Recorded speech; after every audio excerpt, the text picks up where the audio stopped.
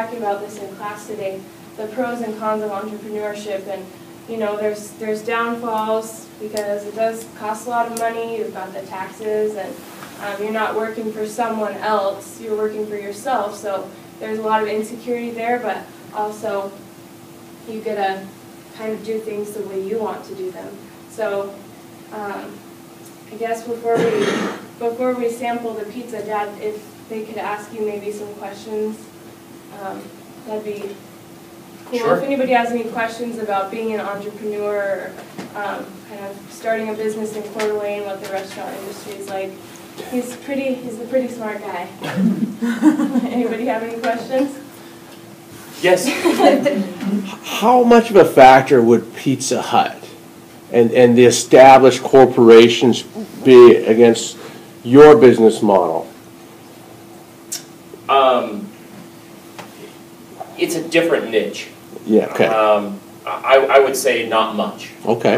The folks that really crave a Pizza Hut pizza are buying that product for two reasons. One, for what that product is, which is a different product than our pizza. And the other one would be for some sort of pricing thing. And so we're not really shooting for a really price-oriented market. It's more of kind of a value-oriented market where you get kind of a perceived higher-end product for a relatively low price versus a kind of a ubiquitous type of pizza at a low price. Right. So it's really a fine distinction, but at the end of the day, we're a different niche. I can see completely different products too. You know, it's like, and plus you got the atmosphere of the restaurant too. You're not getting that in the corporate model. You know. Yep, that's right. When you look at this pizza, it's just different. It comes right out of the wood-fired oven. It's got that little charred bubbles on the crust. It's so good. I can't even say how good it is, but yeah, totally different than Domino's or whatever. You can't get it for $5, but there is a movement out there to buy local, and there is a certain segment of the population that is passionate and willing to pay more for this kind of local, communal type of feel. Whether it's supporting local ownership, like me, supporting local farmers, supporting local craftsmen. I mean, the boards that we serve our pizzas on were made by a local guy. A lot of the produce that we get during the summertime is grown by local people. Even the little bowls that we have on the table for our sea salt is made by a local pottery person here in town. So it's kind of one of those things that we pride ourselves in, and there is a segment of the marketplace that wants to support local like that. So fantastic. It almost seems like it's if that model could be adapted in more communities, because you're not necessarily a mega corporation like Pizza Hut, but you're buying from other non-mega corporations right here in this particular area. So the money is being made here, staying here, and ultimately the consumer's benefiting because their money's staying here, and you're getting a better product. You know, so that model is kind of, we're trying to look for answers to what's going on in the economy today. You know, and that this buy local and produce quality goods locally could be a really good way out of that. Yes. They're also associating with buying local as being green because then it's not transported too far away. Yeah, I mean that's in theory the goal. I mean, it's not always practical in practice in this area, especially because we do not have a year-round availability of local produce. I mean, when it gets cold, you're done with local produce. Produce is probably the biggest wild card in all of that. You know, there's a fine balance between consistency and local. Local is inconsistent. If you buy from one of the major vendors or something, you definitely can buy consistency, but it comes at a price because it comes from, you know, a great big farm in California or something like that where they sort all the tomatoes and make sure that they're all 3.5 inches in diameter, and you know, all those things are important to a restaurant because, you know, there's cost concerns. I mean, restaurants a thin margin business, and so you know, if you have a bunch of variables, it can cost you your business. So it's a fine line that you have to draw between the idealistic goals of trying to buy local, buy green. You know, you can't, and that's why it costs more money. You have to compensate for those variables in your product.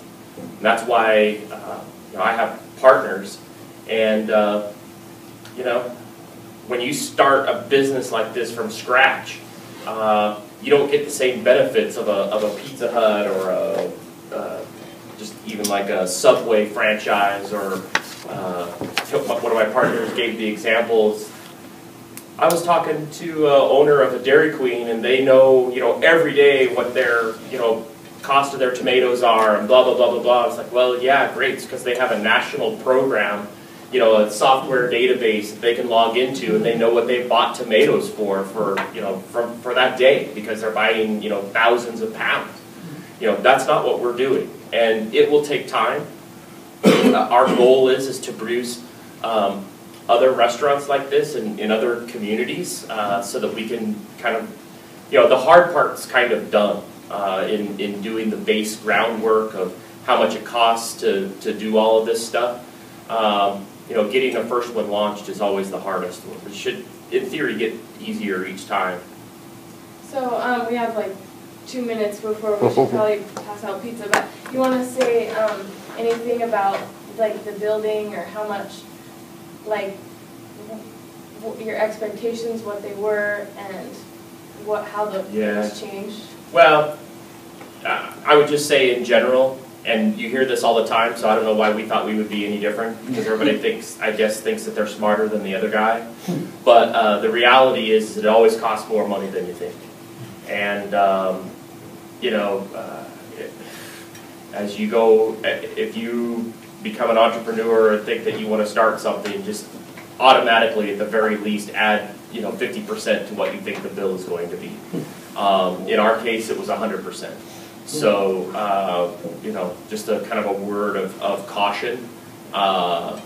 Be sure that you're bankrolled and you have padding to get you through unexpected expenses. And then I would say the biggest factor in that for us was just the government regulations and city requirements for the building. We had no idea we had to make so many changes to the building in order to be compliant. So as you think about your business, think about that. Then also as you think about voting. You know, I'll tell you, I mean, I don't want to make a political speech here necessarily, but at the end of the day, we are, one of the reasons I believe that the economy is kind of stagnant is because it's too hard to do stuff like this. The government regulation is just a disaster.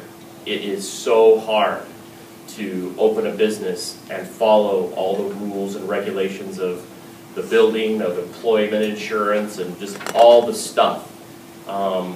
If you miss one of those things, which I didn't understand that we had to pay taxes on the tips that the employees make. It's like, it's their money, whatever.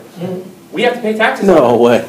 Yeah, Oh, so wow. you know, that is literally about $1,000 delta in my profitability every month.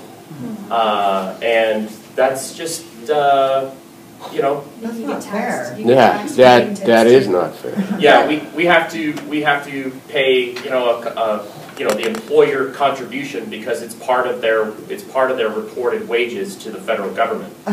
So, you know, that's the way it is. So, you know, that's one of the downfalls of all the social programs and everything like that that have just kind of spiraled out of control, and all the things that we enjoy in this country in terms of social programs has come at an extreme cost to us, and that's a whole nother lecture series. Well, we're talking a lot about that in this class. I was just asking that. Didn't we just talk about that S-corp? Doesn't that work for them? They can't tax individual earnings, which would include the tips? Probably. That's something I don't think the average person knows. It's the first time I've heard that. I think general awareness of that might help stop that problem, you know? So it's good that you're speaking out about that, you know? It's just because it's just wrong. You know, and it's one of the things where, you know, you hear a lot of servers and stuff say, "Oh, it's so not fair that you guys can pay me $3.35 an hour." Right. That's what a lot of servers make in this state. Yeah, but they're compensated with these tips. And Right. then, So we also, well, a waitress will also get taxed on her tips too. yeah, well, They they get- have to that's pay, a double they have to pay taxation taxes there. on their contribution. Right. The employers also have to pay on their contribution. That's not fair, the employers, I don't think I it's didn't fair. even know that with As we're employers. looking at Wow. opening other It's double restaurants, taxation there. we're not going to do it in Washington State because they actually require that you pay above federal minimum wage in Washington State. So you don't even have the benefit of paying. Literally, last pay period, we had a server that made $41 an hour, Oh, including tips. They didn't have very many hours. They worked, you know, some pretty sweet dinner shifts, you know, and stuff. But the reality is that they're making good money. Yeah. And, you know, even the lowest paid server makes 13 something an hour. That's pretty darn good. And you know, it's just that it's one of those reasons why, you know, entrepreneurs don't start up things, because there's all these things that just absolutely cut their legs out from underneath them when they get into business and kind of figure things out. but this country's founded on entrepreneurs, and the success of the economy is based on entrepreneurs, so we should be encouraged and not, you know, punished. Absolutely. Yeah. Yep. All right.